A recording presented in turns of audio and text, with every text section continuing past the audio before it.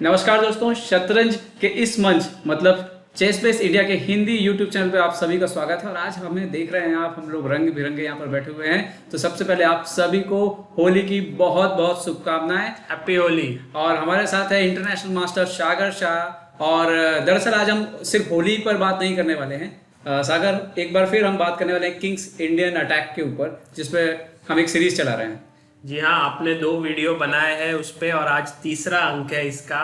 और काफी colourful opening है, जैसे मेटिंग अटैक वगैरह लगते हैं, सैक्रिफाइस होते हैं, तो होली के लिए परफेक्ट ओपनिंग है आज। तो इसको कह सकते हैं आप, मतलब होली ओपनिंग भी कह सकते हैं। इंग्लिश वाला होली नहीं, हिंदी वाला होली। और तो सागर, कौन सा गेम हम देखने वाले हैं आज? पहले 2 वीडियो में आपने फिशर के गेम दिखाए थे। तो बहुत सारे प्लेयर, अच्छे प्लेयर ये ओपनिंग खेल चुके हैं। तो आज हम कास्पारोव के गेम देखेंगे। कास्पारोव। ये गेम में कास्पारोव ने E4 खेला और उनके ओपोनेंट ने फ्रेंच खेला। French defence. तो दोस्तों, जैसा मैंने आपको बताया हुआ है कि आप फ्रेंच डिफेंस के खिलाफ इसका इस्तेमाल कर सकते हैं, और बॉबी फिशर ने काफी इसका इस्तेमाल किया फ्रेंच के खिलाफ। आप D4 तो खेल ही सकते हो, पर कास्पारोव ने कहा कि साइमल है, थोड़ा अटैकिंग ट्राई करते हैं, तो D3 खेलते हैं। और यहाँ पर जैसे निखिलेश ने पहले भी बताया था, नाइट D2 सही चाल है। यस, बिल्कुल, क्योंकि हमें नाइट से ही प्रोटेक्ट करते हुए E4 के खाने को आना है यहाँ पर। करेक्ट। और एक मूव है क्वीन E2, ये भी काफी अच्छी चाल है। इस पे भी कभी आप थोड़ा रिसर्च कर सकते हो। लेकिन नाइट D2 खेला गया, फिर C5, night F3, night C6, G3। ये टिपिकल सेटअप, आप बिशप को G2 पे लेकर, मतलब हमेशा शुरुआत में कुछ इसी तरह से, जैसे कि हमने लगातार पिछले में भी देखा, पिछले गेम्स में कमोबस जो सफेद का जो सेटअप है, व्हाइट का जो सेटअप है, लगभग वही रहता है, क्योंकि आपको वो जरूरत जो है वो पूरी करनी है स्ट्रक्चर की। इस मूव में ब्लैक ने कैसल किया और ये बहुत ही नेचुरल मूव है। पर मेरा एक्सपीरियंस जो ये ओपनिंग में है व्हाइट से और ब्लैक से, ये कहता है कि यहाँ पे कैसल करना इतना सिंपल डिसीजन नहीं है, क्योंकि बहुत बार कैसल करने के बाद E5 का पॉन आ जाता है, बहुत ही स्ट्रांग बन जाता है, और आप उसे रुक E1 से डिफेंड करते हुए, जो हम अभी आज अटैक देखेंगे, वो होता है। सो इसलिए लोग यहाँ पर जो एक्सपीरियंस्ड खिलाड़ी है वो B6 मूव भी करते हैं और क्वीन C7 से भी वेट करते हैं। सो ये सारी चालें, बट कई बार A6, B5 और बिशप B7 से थोड़ा इंतजार करते हैं, पर फिर भी कई खिलाड़ी कुछ इस तरह से भी खेलते हैं। और कैसल गलत नहीं है, लेकिन निश्चित तौर पर उसको हैंडल करते आना चाहिए। अगर हैंडल नहीं हुआ तो फिर किंग्स इंडियन के खिलाड़ी के मजे अलग हो जाते हैं। करेक्ट। सो रुक E1 सही चाल है।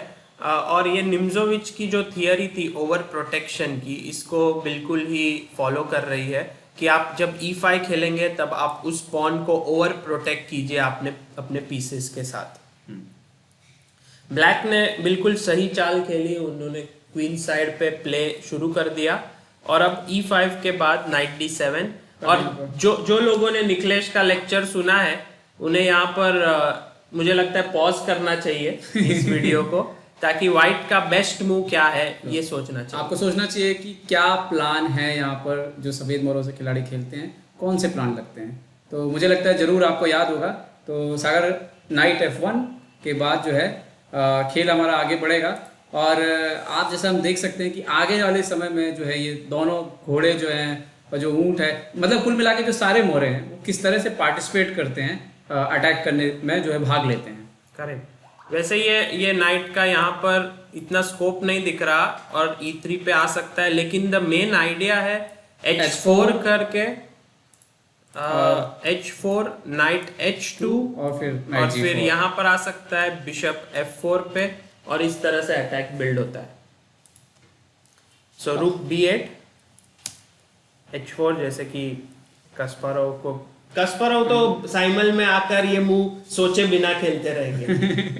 पर H4 का मुझे लगता है एक और फायदा भी है कि अगर कभी पलटवार की स्थिति आए तो G5 का कोई चांस नहीं रह जाता H4 के आने के बाद, एक प्रकार से।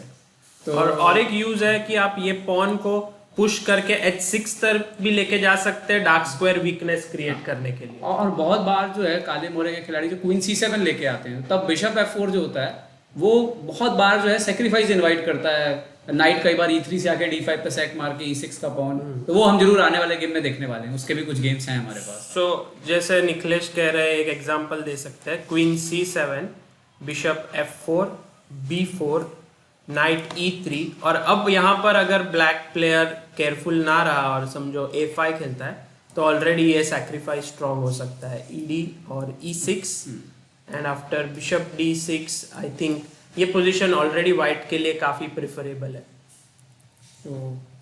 बट इन द गेम राजकोविक जो ब्लैक प्लेयर थे उन्होंने B4 खेला, वो एक्चुअली अच्छा खेल रहे हैं, उन्हें क्वीन साइड पे प्ले क्रिएट करना है।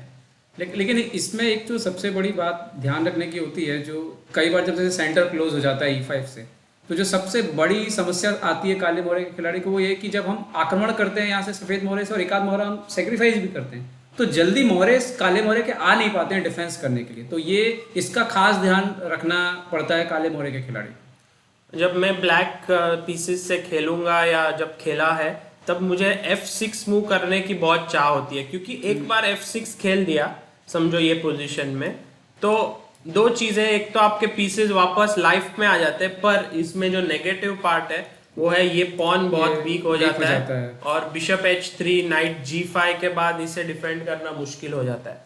सो B4, यहाँ पे नाइट H2 A5, और मुझे लगता है ये पोजीशन जो है यहाँ पर एक प्रिंसिपल डिसीजन लेना पड़ेगा। हाँ। दो तरीके के अटैक होते हैं, आप बिशप F4 पे रखो और फिर नाइट को G5 पे लेके जाइए और क्वीन H5 पे लेके जाइए। ये आइडिया हम अगले गेम में देखेंगे, जो हम इसके बाद देखने वाले हैं। हाँ। और दूसरा प्लान जो है जो कास्पारोव ने यहाँ पर किया वो है सीधा ही पॉन को ऊपर लेके चले गए। करेक्ट, H पॉन को पुश करना है ताकि ये कास्पारोव ही कर सकते हैं।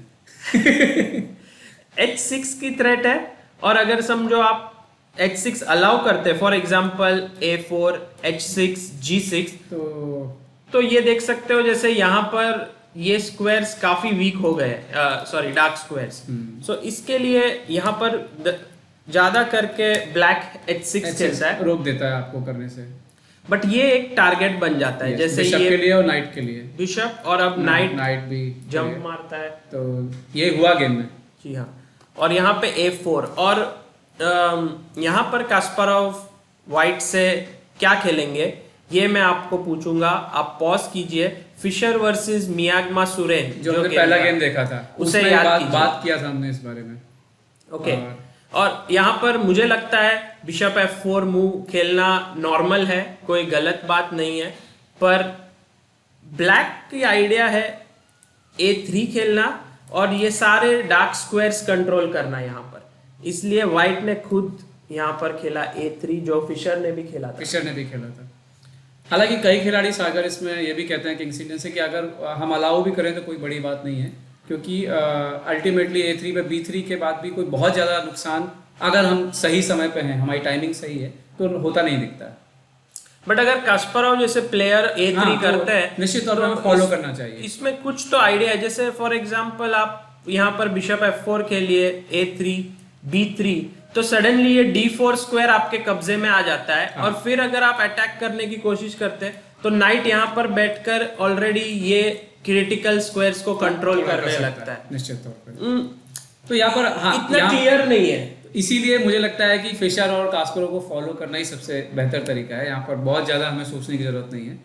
और A3 कहीं ना कहीं जो है काउंटर प्ले को रोकता है, लेकिन फाइल भी ओपन होती है। जैसे तो ब्लैक ने मारा, अब फिशर ने मारा था पॉन से, पर कास्पारोव ने मारा रुक से, और नाइट B6 बिशप F4, और अब आप देख सकते हो H6 पे सैक आने वाला है, क्वीन D2 या क्वीन C1 जो है पीछे से आने वाला है। और इसी समय जो है खास समस्या जाती है काले मोहरे से जो खिलाड़ी खेलते हैं कि डिफेंड करने के लिए कितने मोहरे हैं आपके वहाँ पे, क्योंकि अगर जैसा कि एक सिद्धांत है कि अगर राजा के आसपास जो प्रोटेक्शन नहीं है तो एक आध मोहरे का बलिदान दे के, अगर दो माइनर पीसेस हैं, एक मेजर पीसेस है, तो काफ़ी कुछ हो सकता है। जी हाँ। तो ब्लैक C4 खेलने पर उन्होंने ये रुक पर अटैक लॉन्च किया है, और यहाँ पर आपको सवाल है कि आप रुक को कहाँ पर सेव करेंगे, A2 पे, A1 पे? हाँ, तो ये एक बड़ी रोचक स्थिति है यहाँ पर बोर्ड पर, और यहाँ पर आपको समझना है कि किस मोहरे की क्या वैल्यू है और किस समय है। करेक्ट।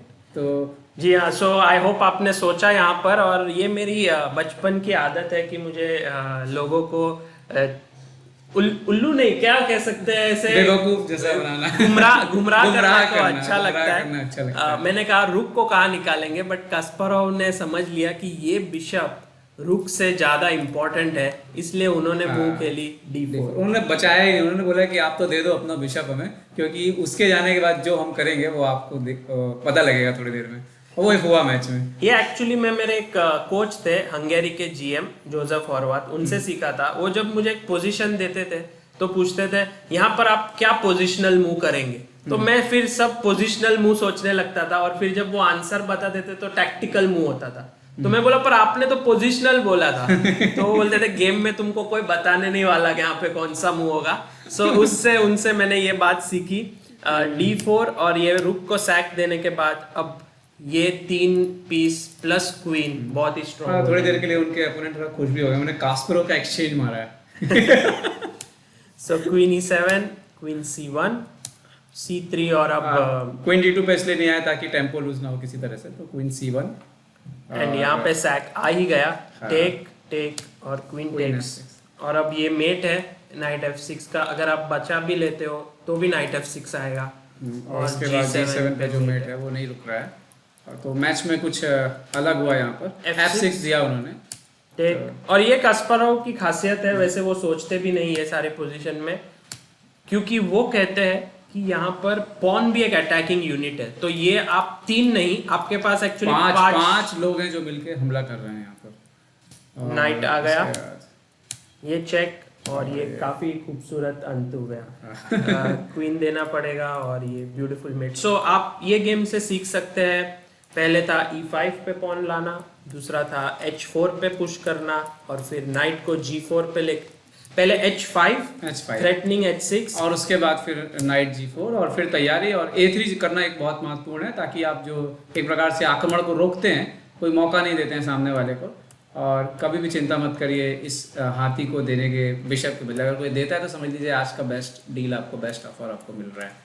और ये बहुत ही शानदार मेट एंड में क्वीन देने की स्थिति आ गई थी ब्लैक की। और सागर पर्सनली मैंने इस लाइन को बहुत खेला है, और कई अच्छे खिलाड़ियों से मैं जीता भी।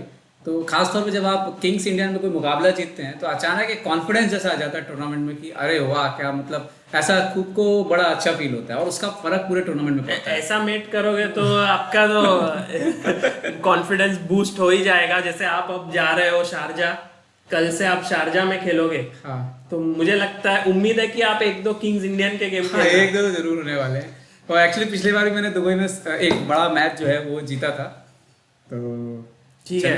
सो कास्परोव का गेम देखने के बाद हम अब चलते हैं एक बहुत ही यंगस्टर के गेम पर, जो वर्ल्ड्स अभी फिलहाल सेकंड यंगेस्ट जीएम है हिस्ट्री में कार्याकिन के बाद, गुकेश। और अभी एचडी बैंक कप में 2700 का प्रदर्शन किया उन्होंने। तो जी हाँ। सो गुकेश का एक बात है, मैं उनकी गेम लोड करता हूँ।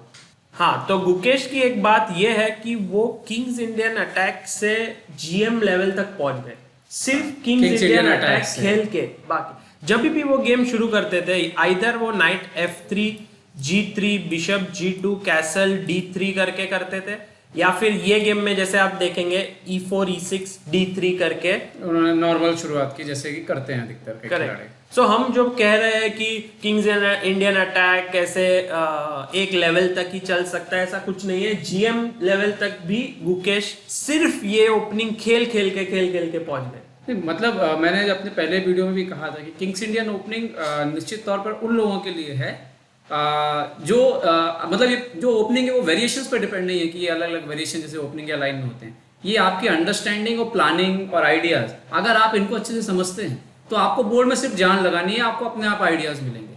तो ये एक प्रकार से क्रिएटिव है, मतलब आपके अंदर अगर क्रिएटिविटी है वो हर किसी के अंदर होती है, तो किंग्स इंडियन अटैक जो है वो आपके खेल में एक नया उत्साह भर सकता है, खासतौर पर उन लोगों के लिए जिनके पास ज़्यादा समय नहीं होता तैयारी करने का। जी हाँ।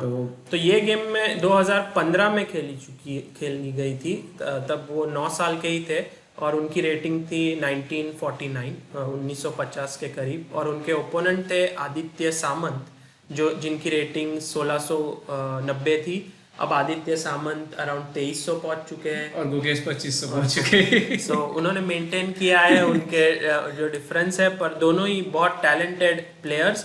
और जैसे आप देख सकते हो इस गेम में गुकेश क्वीन E2 खेले नाइट D2 के जगह। ज़्यादा बदलाव नहीं आएगा खेल में, क्योंकि आप देख सकते हो एक प्रकार से आपने रुक की जगह जो है क्वीन को पहले लाती है, और C3 एक एडवांटेज मिलता है जब आप कभी क्वीन E2, क्योंकि आपको करना होता है कई बार C3, तो एक फायदा ये होता है कि आप अभी यहाँ पर E5 जो है वो डायरेक्ट जा सकते हो, और रुक E1 आप तभी आओगे जब जरूरत पड़ेगी। जी हाँ, C3 भी जैसे ये पोजीशन में गुकेश C3 खेले, ये जरूरत नहीं है ऐसे भी कह सकते हैं, मतलब आप क्योंकि नाइट D4 हमने पिछले मैच में भी देखा था कि अगर नाइट D4 भी कोई आता है तो वो उतनी अच्छी चाल नहीं है काले के लिए, क्योंकि हम मार देंगे और उसके बाद हम दूसरा नाइट F3 पे लेके आ जाएंगे, तो आपको हमेशा डिफेंड करना पड़ेगा D4 के पॉन को।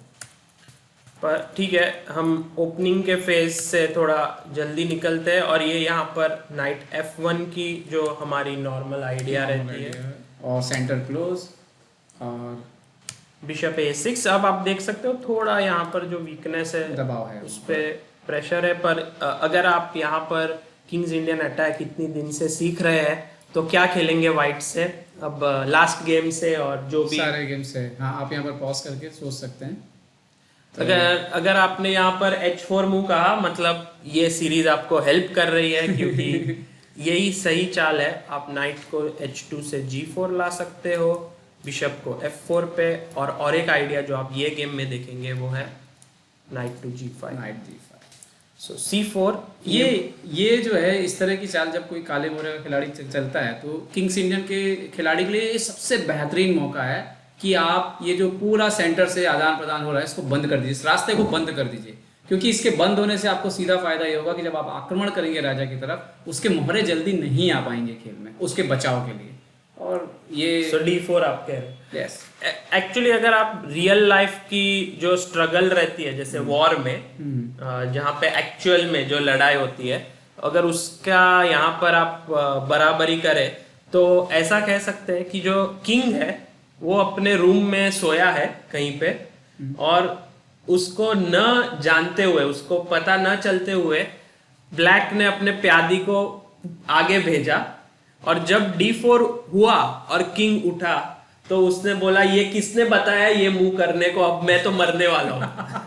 क्योंकि अब इसका बचना ये बहुत कुल ही मिला मुश्किल के है। किले का दरवाजा जो है वो खुद ही हमारे सैनिकों को अंदर लाके बंद कर दिया है, तो अब तो बचना, जो वापसी करना बहुत मुश्किल है यहाँ पे। और मुझे लगता है गुकेश भी यहाँ पे समझ गए होंगे कि ये मैच तो आ गया हाथ में। जी हाँ, बट जैसे कि ये पोजीशन में A4 करके और आप खेल सकते हो, पर अगर आप कस्पारोव और फिशर को फॉलो करें तो यहाँ स्टॉप कर सकते हो प्ले को A3 के साथ, और ये पोजीशन वाइट। बट मुझे लगता है कि शायद उन्होंने यहाँ पे इसलिए क्योंकि सेंटर ऑलरेडी क्लोज हो गया था C3 D4 E5, तो इसीलिए उन्होंने यहाँ पर जो है शायद कंटिन्यू किया अटैक आक्रमण को। जी हाँ, नाइट B6 खेले उन्होंने, बट अब आप देख सकते हो कि गुकेश ने उनके पीसेस को लेके आए, और अगर आप यहाँ पे कस्पारोव के जैसे खेलते तो आप यहाँ पर H5 खेलते, जो बिल्कुल ही सही चाल है। H6 के बाद आप नाइट G4 लेके आए, फिर से वही प्लानिंग जो है queen bishop E3 F4 and queen D2 करके जो है ये सैक मारने के लिए तैयारी है यहाँ पर।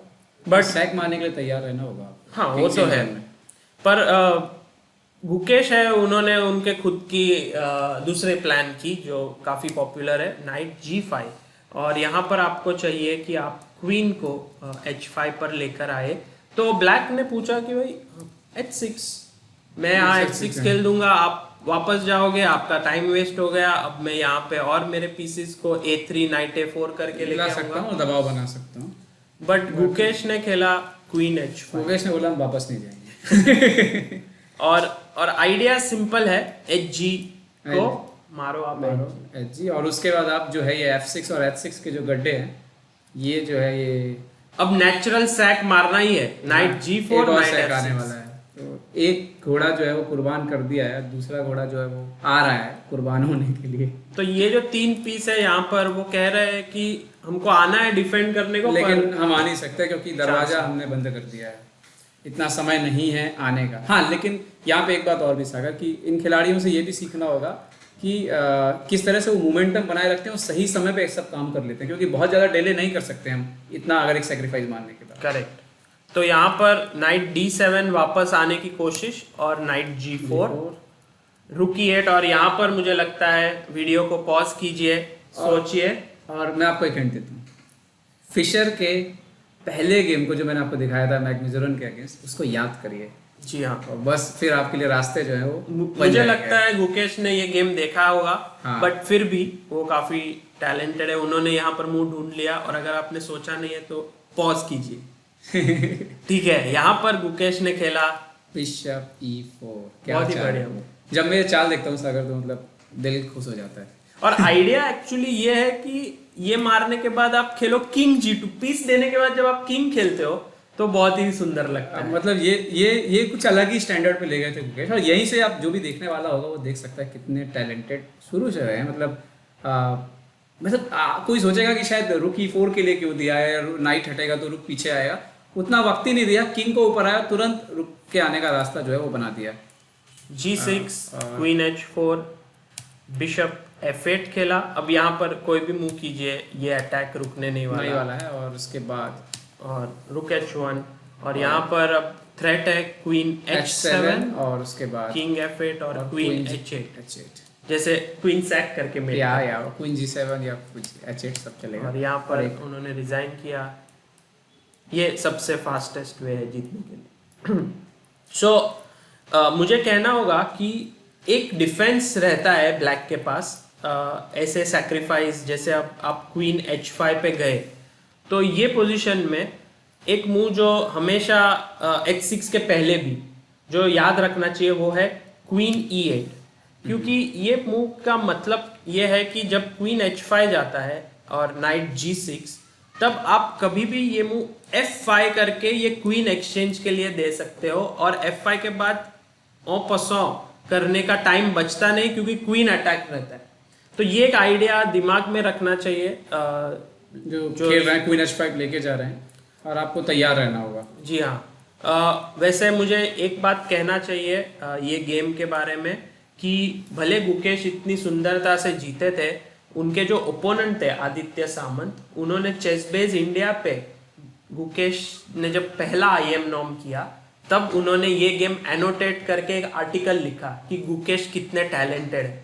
तो अपनी हार को पब्लिक के सामने रखना, आदित्य ने सामंत ने रखा और उसको स्वीकार किया, ये एक बहुत बड़ी बात है। ये एक चैंपियन क्वालिटी है, और इसी कारण वो आज उनका रेटिंग 2300 के ऊपर पहुंच चुका है, क्योंकि हार या जीत ये इंपॉर्टेंट नहीं उनके लिए, वो सीख रहे हैं गेम से सीखना। और खास बात यह है कि दूसरे के खेलों से तो सीखने के साथ अपने गेम से सीखना, मतलब कि सबसे तेजी से आप सुधरते हैं, जिसको कह सकते हैं। आज होली है, आज इतना हमने सब कलर लगाया है और आपको 2 मेटिंग अटैक कलरफुल गेम दिखाए, एक कास्पारोव का और एक गुकेश का। आई होप दैट आप ये एंजॉय कर सके, और निखिलेश को बहुत सारी शुभकामनाएं। आप प्लीज उसे बेस्ट ऑफ लक दीजिए। वो जा रहा है, मैं जा रहा हूँ शारजा और दुबई टूर्नामेंट में, और हम वहाँ पे ना सिर्फ खेलेंगे बल्कि हमारी चेसपीस इंडिया की टीम जा रही है पूरी, हमारे साथ 5 बच्चे भी जा रहे हैं खेलने के लिए, और वहाँ पर से आपको जो है बहुत सारा कवरेज हम वहाँ पर लाएंगे आपके लिए। तो हमारे चेसबेस जो हमारे चैनल है चेसबेस www.chessbase.in, हिंदी इंग्लिश दोनों पेज पर जो है आपको खबरें मिलेंगी। फेसबुक पे हमारे जो है फोटोज़ मिलेंगे आपको, इंस्टाग्राम में फोटो मिलेंगे, साथ ही साथ ट्विटर अकाउंट को भी फॉलो करें आप, और हमारे हिंदी यूट्यूब चैनल को भी जो है और से ज़्यादा सब्सक्राइब करें, ताकि हम आपके लिए ज़्यादा से ज़्यादा जो है और मटेरियल ला सकें हिंदी में। बिल्कुल। और किंग्स इंडियन अटैक खेलना, किंग्स इंडियन अटैक जो है वो आपको भी खेलना है। तो दोस्तों आप खेलना दुबई से। मैं खुद खेलूंगा, पर मुझे नहीं लगता इतना ओपनली कहना चाहिए सागर, मैं बिना तैयारी के जा रहा हूँ। कोई बात तो पर ठीक है, मैं खेलूंगा किंग्स इंडियन, पर किसी ना किसी गेम में तो जरूर खेलने वाला हूँ मैं। तो आप सभी को होली की बहुत बहुत शुभकामनाएं, और अपने परिवार के साथ अपने दोस्तों के साथ होली मनाएं, और भारत में एकता में जो अनेकता में जो एकता है हमारी उसको कायम रखें। बहुत बहुत शुभकामनाएं। धन्यवाद।